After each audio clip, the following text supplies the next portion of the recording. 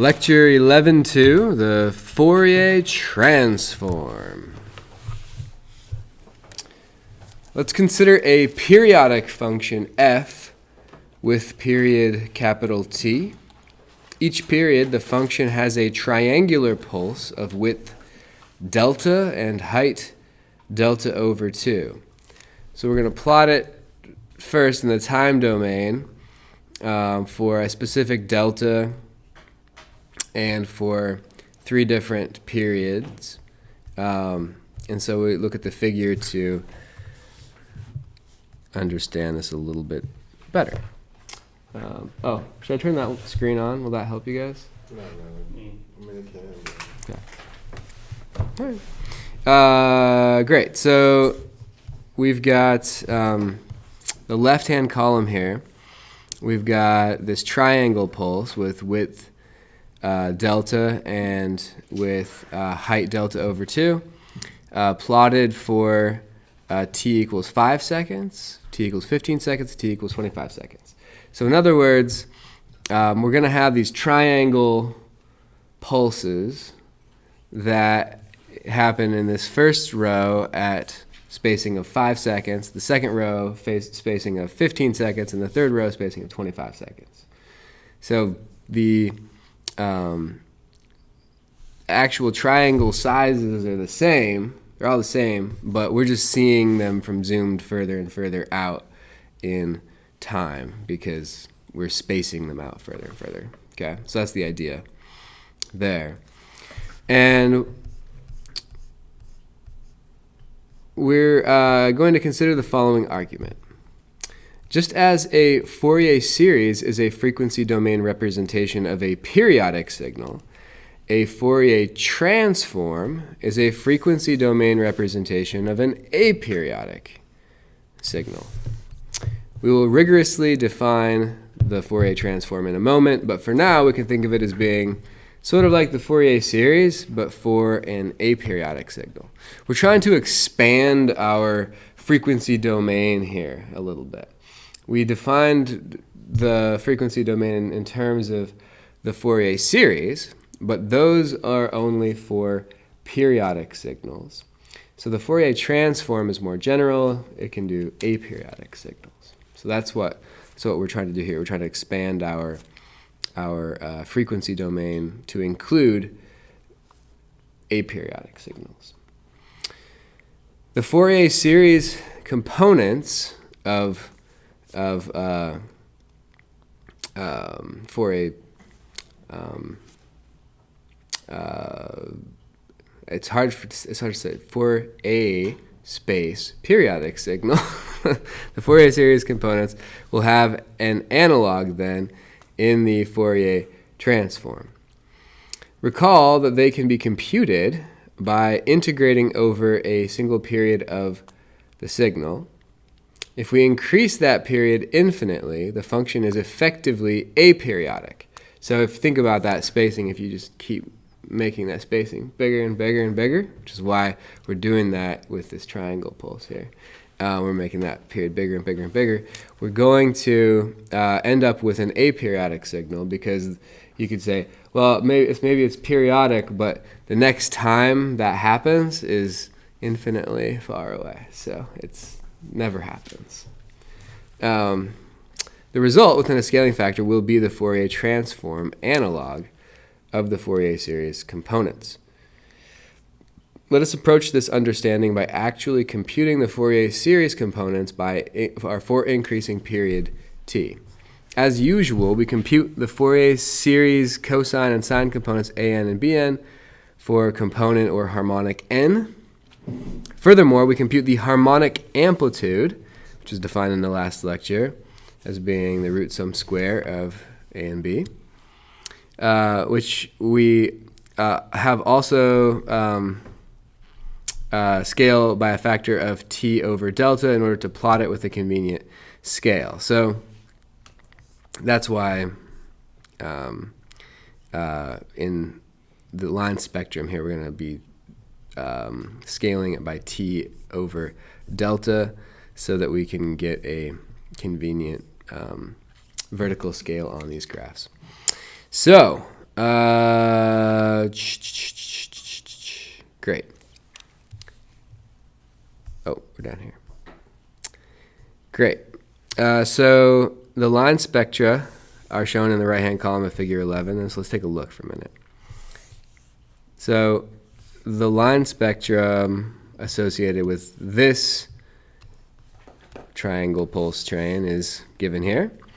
And this one's given there, and this one's given there.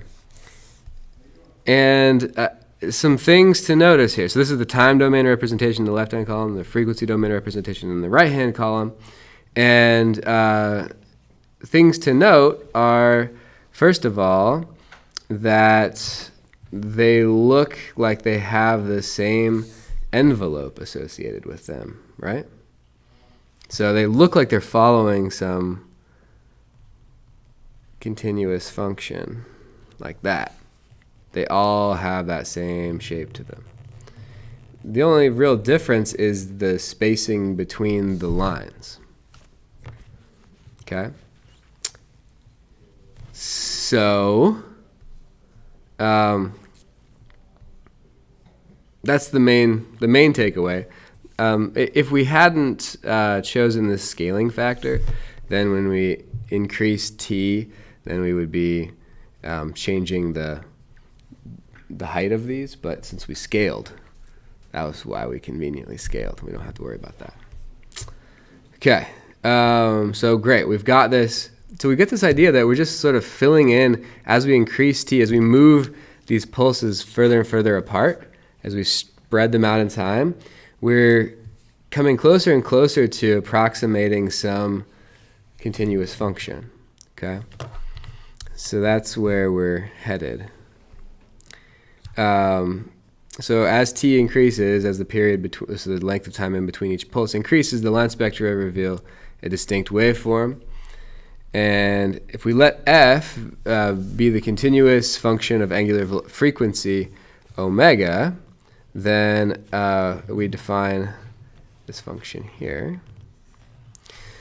The waveform emerges. So this is the waveform. That's that function. So this is sine of omega delta over 4 squared and divided by delta omega over 4 squared. And this is sometimes called the sinc function. Not a term that we're going to use a lot in this class, but function. Is that like a standard function, or is it just one more? Yeah, I mean, it's something that pops up. It's a it's a function that arises mostly in these transforms, but it arises in a few other places too. So the sinc function is a standard function. Okay, so it's not like just a function of that one particular example you're showing. Correct. Yeah. So that's one that is frequently discussed. So yeah, the sinc function. It's an important function, but it doesn't show up as much as like sine or cosine or something. So yeah, we're I just pulled this function out of thin air, right? I was like, hey, look, this function happens to approximate what all these line spectra are coming to, right? That's why I asked, because I don't know. It's like, wow, it's convenient. It's nice that you just like knew that, but the point isn't how I got the function, but that there is a function that emerges. Okay, so if we define the Fourier transform and its inverse, then we'll be able to do that ourselves. So what this is, f of omega, is the Fourier transform. This specific Fourier transform is the sinc function, but in general, what we'll call f usually is the Fourier transform. And that's what's emerging. So you have the Fourier series, and we take the period out to infinity, and then as you do that, you're approximating closer and closer the Fourier transform. You could think of it as being an approximation as you take t to infinity. So the Fourier transform is this function that emerges, and let's define it now so we can compute it ourselves. So we don't have to just rely on me writing it down in the notes and telling you that this is the Fourier transform. So this is the definition. The trigonometric form, which is actually very rarely used, but for completeness I put it in here. The complex form, the second definition, is the one that's more common. So for Fourier analysis, the Fourier transform of a continuous function y of t that's aperiodic is given by a and b. And the inverse transform is given by this integral sum here. So this is very analogous to the Fourier series definitions, but the synthesis is an integral is kind of the main difference here. Once again, we have cosine and sine terms, multiplying and all that. So the more useful one that we're going to focus on is the complex form. So this is the one, when people say the Fourier transform, they typically are talking about the complex form, which they're equivalent, but most people don't even consider the trigonometric form of the transform. So this is the more common form. So the Fourier transform, so we'll do f, the script f to mean the Fourier transform of something. So we're doing something that's like with the Laplace script L for the Laplace transform of something, right? And once again, we're going to use capital letters typically when we have a Fourier transform, as well as when we have a Laplace transform. It's a function of the angular frequency omega, and it's defined to be the integral over all of time of the function multiplying e to the minus j omega t. So that's the definition of the Fourier transform that we will most frequently use.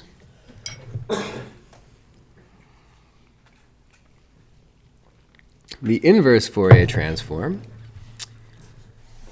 which is Fourier synthesis, is sometimes we write it with the f inverse of capital Y equals y of t, and that is this integral definition where we have y of omega in the integral here. So what we've got is, you could think of it as being, you've got y of t, and you've got y of omega, the Fourier transform. And if you want to go from a time domain function to a frequency domain function, you take the Fourier transform. If you want to go from a frequency domain function to a time domain function, you take the inverse Fourier transform.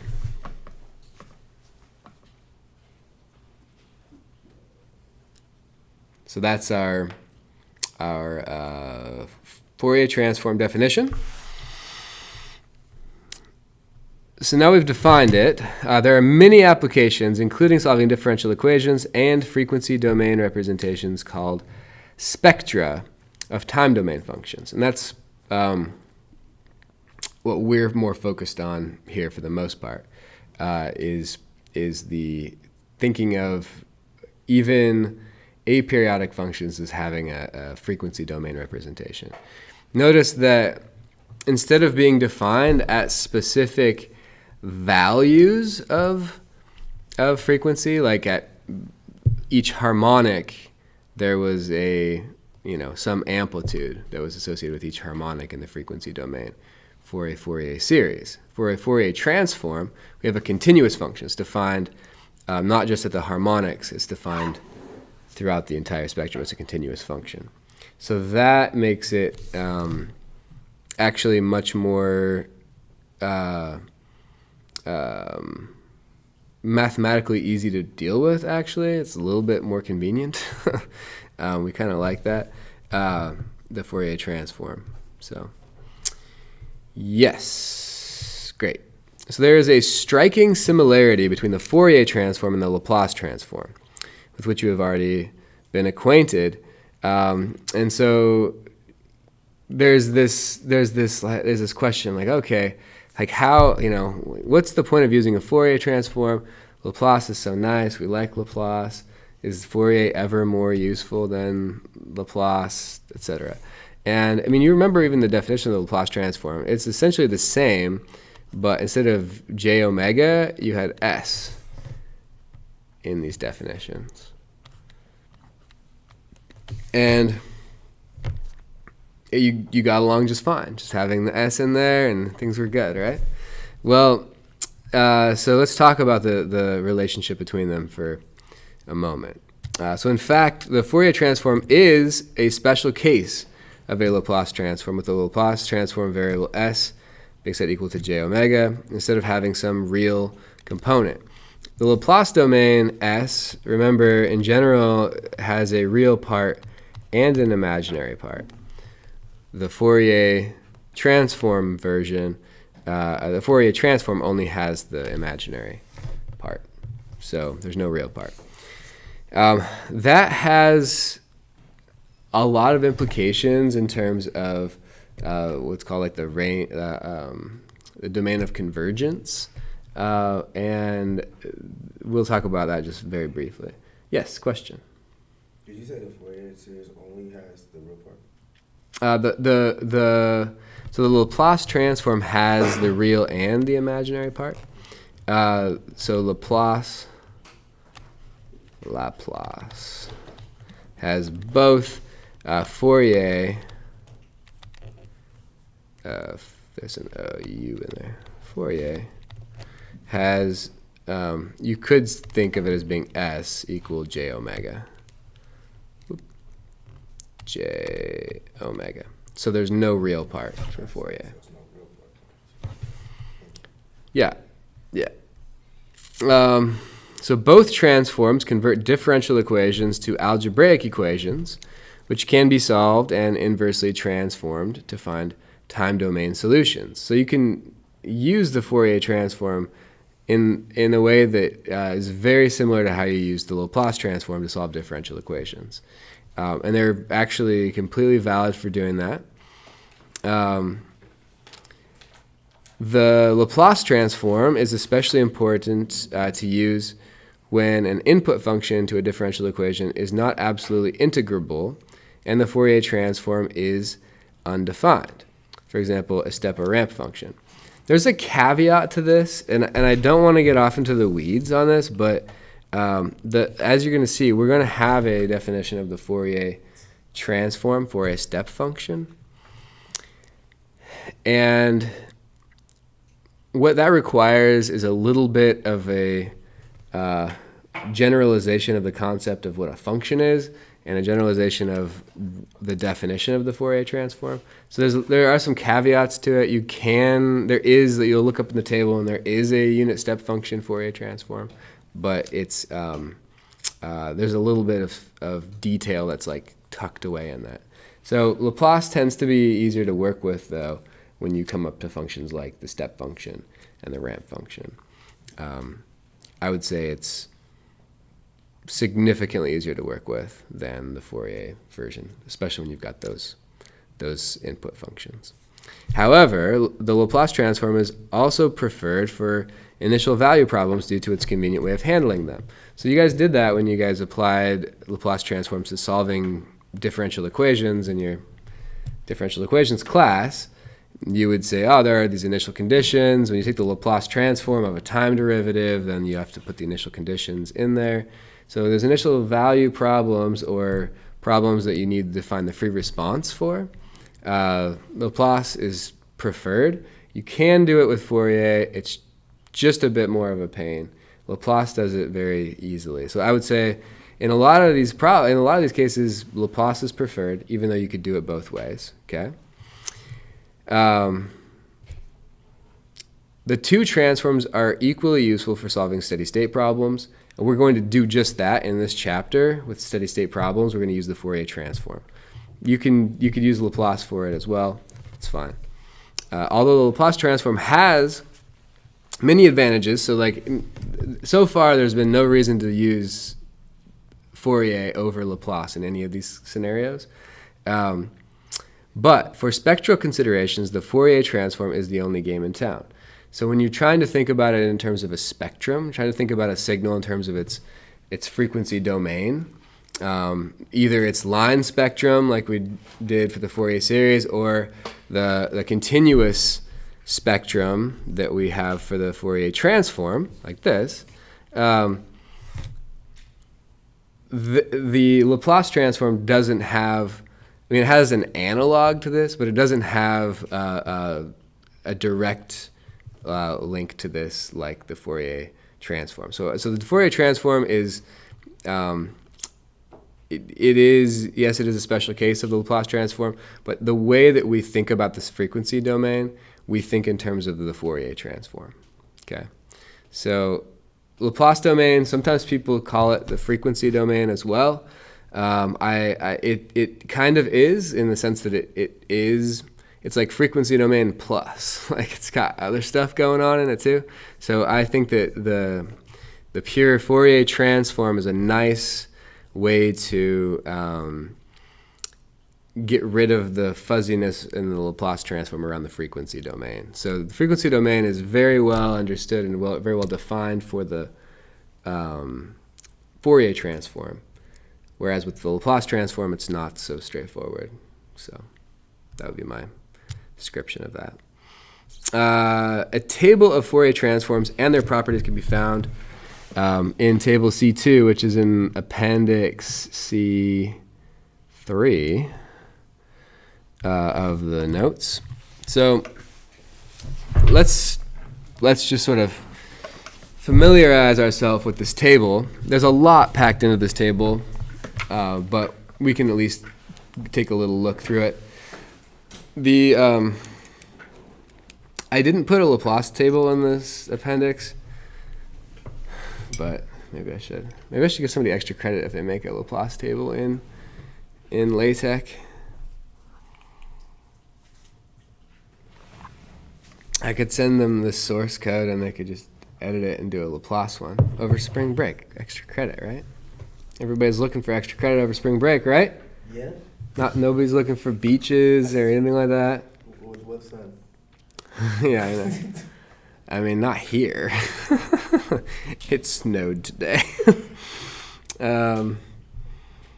Okay, so this table has functions of time, f of t, on the left, so the left-hand column, and the corresponding Fourier transforms, f of omega, on the right.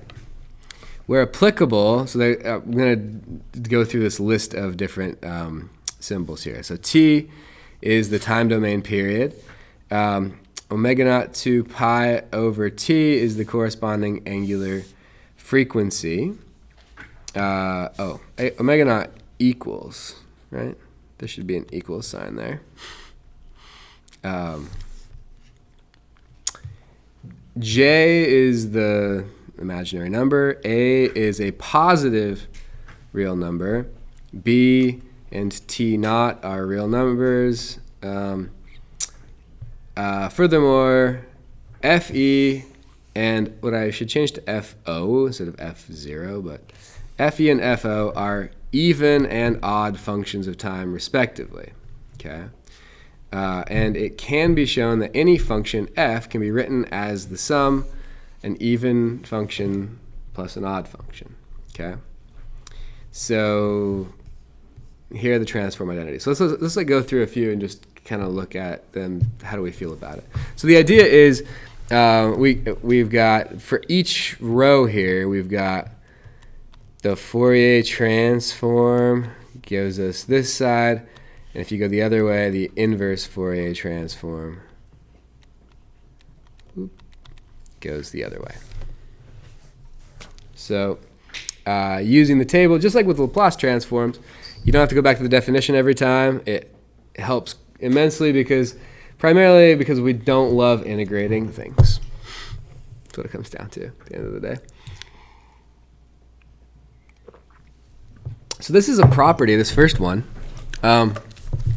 So it says if you have a function of time, that's got some constant and some other constant that are summed here. Some constant times a function of time, some other constant times another function of time. If you take the Fourier transform of that, you get this. Which is to say that, as it was not surprising because it's an integral definition, right? If you have a constant, you can pull that outside of the Fourier transform. So it's linear. It also has the additive linearity property as well, so that you've got, if you take the Fourier transform of f1 plus f2, if a1 and a2 were 1, then you would get the Fourier transform of f1 plus Fourier transform of f2. So it's linear. We also say that if you scale time, then you equivalently scale in a sort of inverse way the frequency domain, frequency. If you reverse time, you reverse the frequency. If you shift time in the frequency domain, that corresponds to a decaying exponential. Well, hopefully it gets decaying, but an exponential in omega.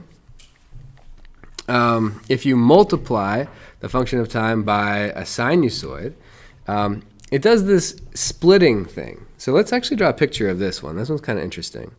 So if you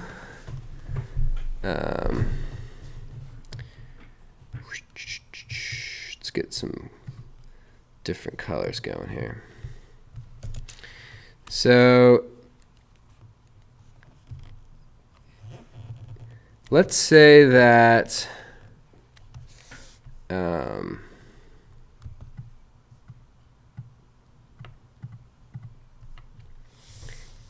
your Fourier transform, this is, say, a function of omega.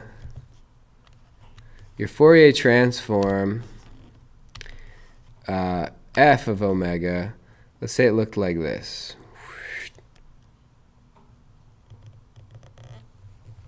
Okay.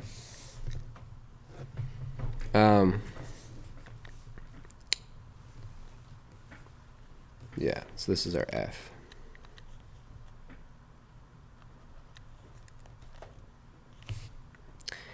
And I guess I'll put of omega. And if you take a cosine in the time domain, and you at some frequency, and you multiply it by that function of time, okay, what you get in the frequency domain is this splitting up of your spectrum. So it gets shifted by omega naught. So let's and you get two copies. And they have half the height, so I'll try to draw that half the height thing too. So this is going to be your this guy. I'm not gonna. Yeah, it's gonna be that. Okay. Now and the shift here, the shift that you get is omega naught. I should probably make it a distance.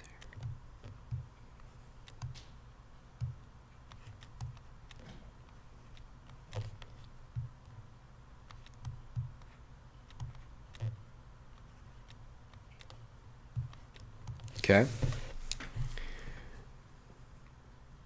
So in one copy, you shift it up by omega naught. In the other copy, you shift it down by omega naught. Okay? And this is really, this is an interesting thing. There are a lot of applications for doing this. So we actually do this quite a bit to a time domain signal, where we multiply it by a sinusoid. And thinking about what happens in the frequency domain is very useful in explaining why we do it. For instance, there's the so-called lock-in amplifier, which is an instrument that measures a signal that you you know your signal is going to be at a very specific frequency. And so say you know that your measurement signal is going to be at omega naught. You multiply it by omega naught, and if and whatever was at that frequency in your original signal will get shifted down to DC. It'll be just like a nice DC signal, very clean, very easy to measure. Very nice. You can filter out, then you can do all this high pass filtering stuff and just like clean up your signal really well. So the lock-in amplifier allows you to sort of pluck the signal that you know you want out of this big noisy signal, because you know what frequency it's coming in at. So that's a very nice application of it. It also has a lot of applications in radio. You can think of the original function of time. So say that was like your audio that you wanted to broadcast, and you multiply it by a sinusoid at another frequency. Then when you pick up that signal, you know what frequency the carrier is at. They call it the carrier frequency. And then you can find all of your other frequencies relative to that original frequency. So the FM, AM tuner stuff, those frequencies, the carrier frequency signal, is essentially a multiplier of the original signal. Okay, because the audio frequencies that you hear are all different, right? Like when I speak at whatever, however many kilohertz I'm speaking at. But then when you tune in your radio to, 107.7 kilohertz, the end, right? That's the carrier frequency you're tuning into, and then your radio is essentially doing a signal processing task on that signal to see what my voice frequencies are relative to that input frequency. Yeah. So anyways, radio, lots of stuff. So we do lots of stuff with this multiplying an original signal by a sinusoid. That's a very common thing to do.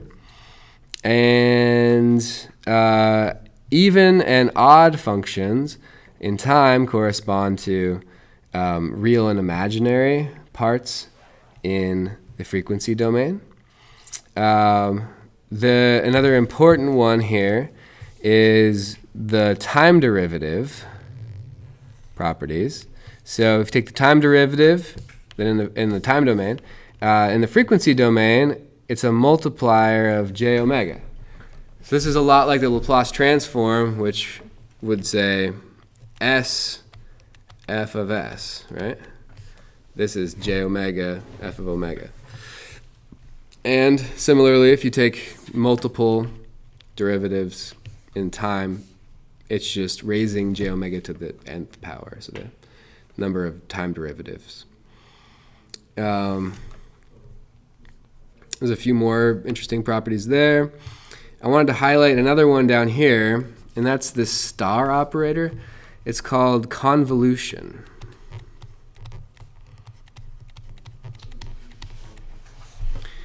And I don't know how much of the reason why people get confused on this is just the name of it, because convolution and convoluted, and we get scared. I think it all comes down to that. But convolution is actually a really interesting operation, and it pops up a lot. And it's actually going to pop up in the very next lecture. We're going to do convolution, and it actually has popped up. I think I mentioned it in passing only. When we did our solution for the state equations in general, we had this integral that integrates the input times another term. And that integral is a convolution integral as well. So when you find the output of a system, so a system response or a system's output to a given input, you do a convolution integral, or that's one way to compute what the output would be. Is to do a convolution integral. And that's this integral right here. So we saw this sort of integral pop up in that state equation solution. And it pops up here as a property that has a really interesting thing. So in time domain, if you have this convolution, in the frequency domain, in the Fourier transform, it's just a multiplication. And that's going to be making a lot of sense in the coming lecture or two. We're going to say, oh, if I want to find the solution to this in the time domain, I need to do the inverse Fourier transform. Inverse Fourier transform of this so that I can get the time domain convolution. Okay, so that's one important one. There are a couple others I wanted to point out. The Dirac Delta in time. So this is our unit impulse function. Remember that one? This is from a few weeks back. This has been a few weeks. This is pre snowstorms and stuff. Somebody this morning was like, "What's the Dirac Delta function again?" And I was like, "I'm gonna blame the snow for that." You forgot because the snow drove it out of your mind. But we talked about this quite a bit, which is it's one of the inputs that we use to characterize the transient response of the system. We're going to use it again in the next lecture. So remember, it's strictly undefined at time equals 0, but everywhere else it's 0. Okay? And it has an integral of 1. It's actually not a function, it's a distribution. We talked about it a little bit. So that one, it sort of models what happens if we have a sharp spike in the input. Like if you hit your system with a hammer, or you have a sudden surge in your current or something like that, like a very, very short, very, very quick spike. The Fourier transform of that is just 1, okay?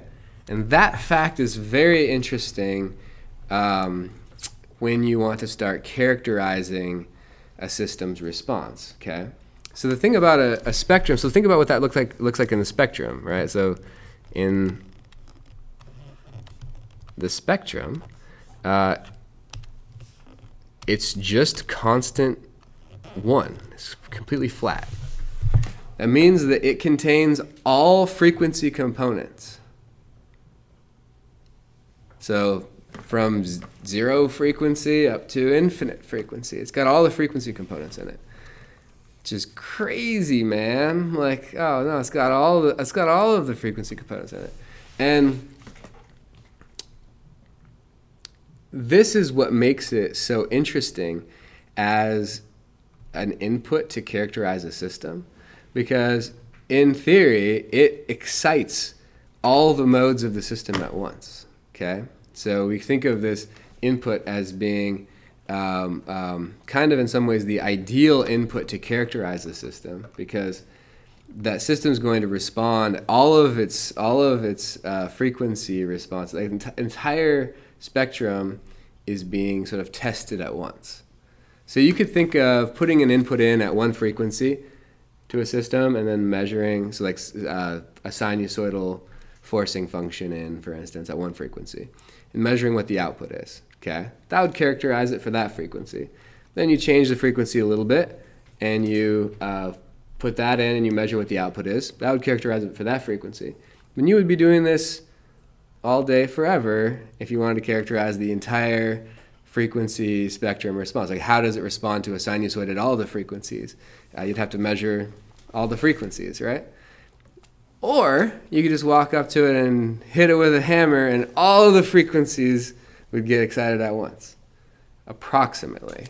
I mean, in reality, we can never quite make a function that is a perfect Dirac Delta function. But if we approximate it, we can get approximately we can get an approximate response that corresponds to all of the frequency components. Okay, and then there is this unit step in here too, which there's a lot of weirdness around the Fourier transform of a unit step function in time. Like I said, you have to kind of extend the the definition of the Fourier transform a little bit. You have to extend your definition of functions, because this is, strictly speaking, not a function. So the Dirac Delta function is actually a distribution. So once again, engineers doing stuff that the mathematicians feel uncomfortable with. We call it a function. They're like, no, it's not. We don't like it when you say that. And we say, shh, it's okay. What does Dirac of omega mean? So it's just the same function, but at so I'll just superimpose it on here. So it's 0 everywhere except at omega equals 0. It's got this thing that we think of as a spike, right? Okay. Which is undefined, strictly speaking, but it is its integral is defined. So if you take the integral over it, it has an area of 1. So that's what the Dirac delta in the frequency domain means. It always, the Dirac delta function just means that shape of a function. We usually think about it in time, but then you can also do the same thing in frequency domain as well.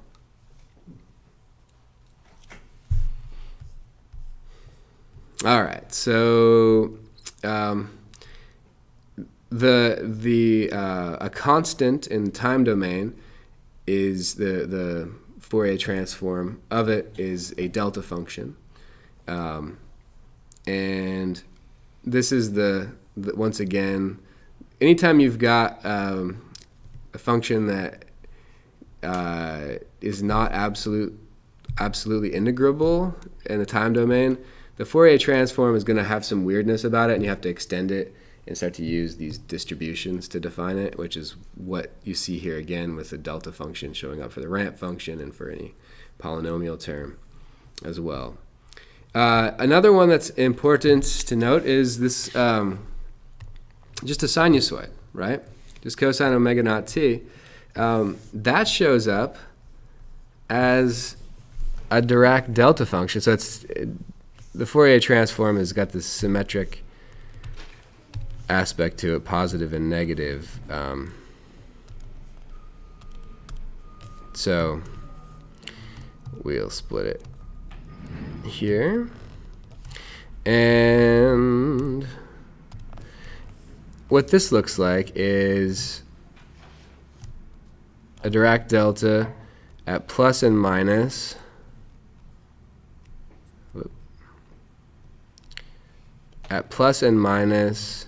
omega naught.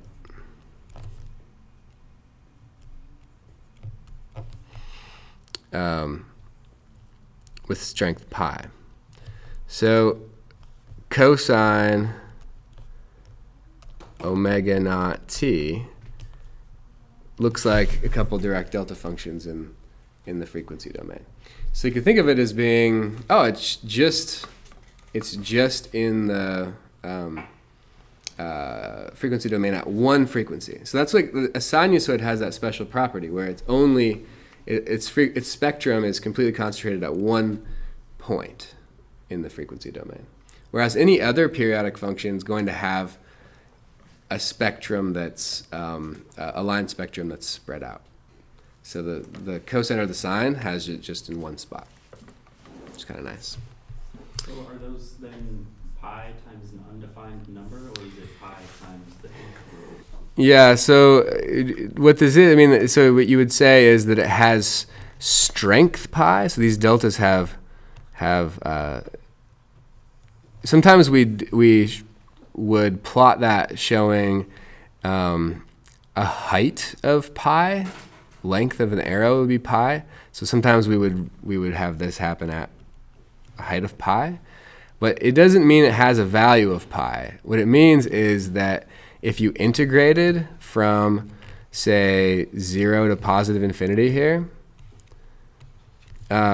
you would go over one of these delta functions, right? So the other one would be 0. So let's just put that one in there, the pi delta of omega minus omega naught d omega. What you're going to get here is you could pull pi out, and then this integral is just 1. So you would just get pi. So it's a pulse. So we would say it's an impulse function of strength pi. Yeah, I know it's kind of weird, and mathematically it's a little funky, and we don't always give you guys all of the mathematical background to. I feel like in vibrations there was like a lot of mathematical background. Yeah, there's a lot more discussion of this in vibrations that you'll get into. The vibrations is taking some of these ideas and going further with them. And also, I mean, if you continue your studies, you'll encounter the Fourier transform more and more. It's a very cool object, but I wouldn't stress too much about how should I put it? Being able to compute Fourier transforms from the integral definition is great, but that's not the focus of what we're trying to do. We're trying to understand how time domain functions are composed of these frequency domain components, and how that is a very valuable way of thinking about a time domain function in the frequency domain. And how, and then in coming lectures, we're going to see how a dynamic system responds in the frequency domain, thinking about how it gets excited by these different input functions in the frequency domain. And that will give us another tool to understand system response and characterize system response. So I like the mathematics. I think it's useful to be able to do them, and your depth of understanding does depend on really getting into the nitty-gritty on this and like dissecting this table in detail. And there's some more of it we didn't even talk about. And like I think it's a valuable thing to do to really like dig into this, and you could spend months working on just Fourier transforms. There's a lot to them, but we don't want to lose sight of what we're trying to do, which is that we're trying to characterize systems in the frequency domain, characterize signals in the frequency domain, and that's where the real power is. And that's why we can use these tables, and we can do some problems, and we can get a little bit of a good feel for it, and then we can use what we've learned to go out and think about, wow, okay, this system, it doesn't respond very much to high frequencies, so we don't need to worry about those. So maybe we've got something that has a lot of noise at high frequencies. It's not a big deal because our system doesn't respond to those high frequencies. But then you've got another system that responds, it has some response that responds strongly to maybe specific frequencies, which is something that in vibrations there's a lot of discussion of. And if you need to know if the signal that you're putting in is going to have components at that frequency, and that's why thinking in terms of the frequency domain, it's going to come up for, many applications. It's not just people who are doing like a mechanics problem, but like there are all kinds of different situations where you have to worry about the frequency domain. So thinking about your signal in the frequency domain helps you think about your system in terms of the frequency domain, and that helps you to design systems that aren't going to like break apart when you run a motor at a certain frequency, for instance, which would be bad. It also helps you understand when you measure. One of the things that I may or may not, since we're slowing down slightly in this class, we might have time to go a little bit into distortion of time domain measurements. So if you put a signal through a dynamic system, it's going to get distorted. So when you measure something in the time domain, and your measurement instruments are always dynamic systems. So if you measure some time domain signal with your sensor, and you're like, I need to know what this looks like, through time. Like I need to measure this not just like for an average value, but for what it looks like in time. that time domain measurement gets distorted by the system that you're using, and understanding that distortion is important too. So that's more of a measurements problem, but it's also a measurements problem that you guys probably didn't you didn't have necessarily all of the detailed background to understand when you guys were talking about it in measurements. So now we have it, so I might do a lecture on that. We'll see. Anyways, all right. You guys have a good spring break.